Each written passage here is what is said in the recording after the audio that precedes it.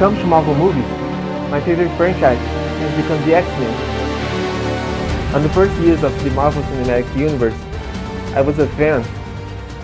But then I watched the Age of Ultron, and I lost interest in the franchise. Not only how things have become excessive, but how repetitive it has become, and predictable. If there is one thing that bothers me the most about the MCU, is its lack of individuality. Most of the movies look the same.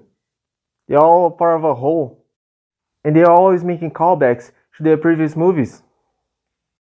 That's why I didn't like the MCU Spider-Man, because the character is always living in the shadow of the Avengers. It was basically an Iron Man spin-off rather than a Spider-Man movie. And that's why I prefer the X-Men. Not only because they came long before the MCU, but because they can do what the MCU can't. They always treat each movie individually, and they never try to replicate the MCU formula. And because of that, they have more freedom. They think outside the box. And because of that, we got movies like Logan and Deadpool.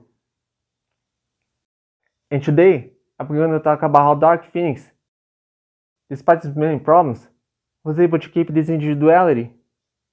First of all, I apologize for my English. I'm still working on it. And this breakdown has no basis in comic book knowledge. I don't read much comic books, and I don't know how the industry works either. And this breakdown will be only about movies. And also, I warn you about the incoming of spoilers. I'm gonna start talking about Simon Kinberg.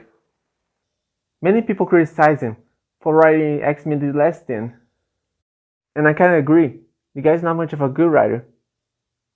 But that doesn't mean he's a bad filmmaker. In case you don't know, he was the producer of X-Men First Class. In fact, he was the one who pitched Matthew Vaughn to direct the movie after seeing Kick-Ass. And because of that, he became the head of the X-Men movies of the last decade. And even though he wrote some bad movies at the time, he produced some good ones, such as Deadpool and Logan. And not to mention The Martian, proving that he's better as a producer than a screenwriter. He was basically the Kevin Feige of the X-Men.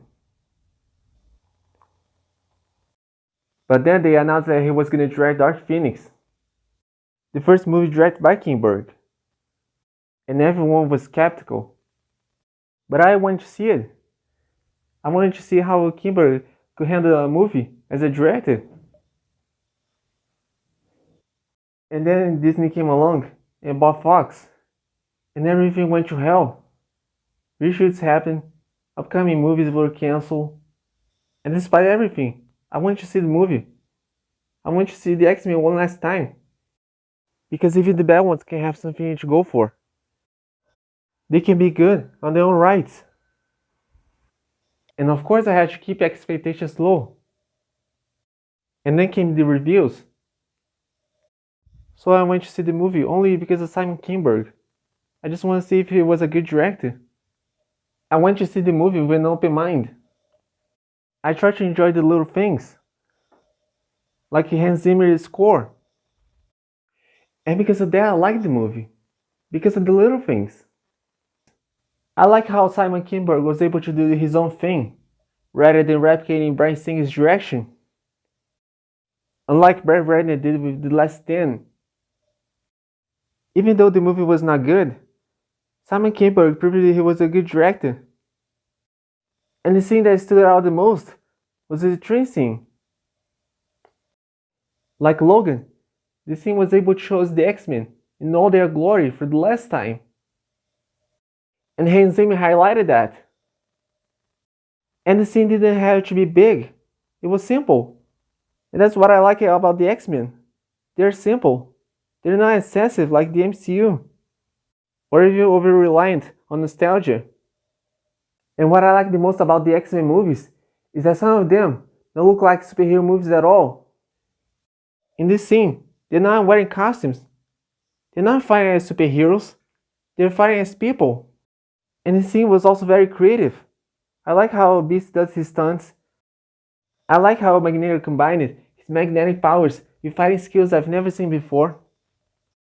And not to mention how Nightcrawler went full berserker with the aliens.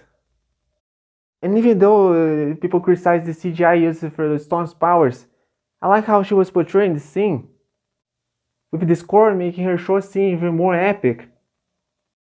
In the end, I enjoyed Dark Phoenix much more than I thought I would. And people should not be harsh with Simon Kinberg. Sure, the guy might not be a good writer, but he's a good director. And he's a great producer too, bringing the best of the X-Men. And that's why I'm gonna miss them so much. Because I enjoyed the franchise as a moviegoer. And I really wish Kevin Feige can convince Disney to bring the franchise back. To keep everything in a separate universe. Like a Joker did. With Simon Kinberg in charge of everything. And only as a producer.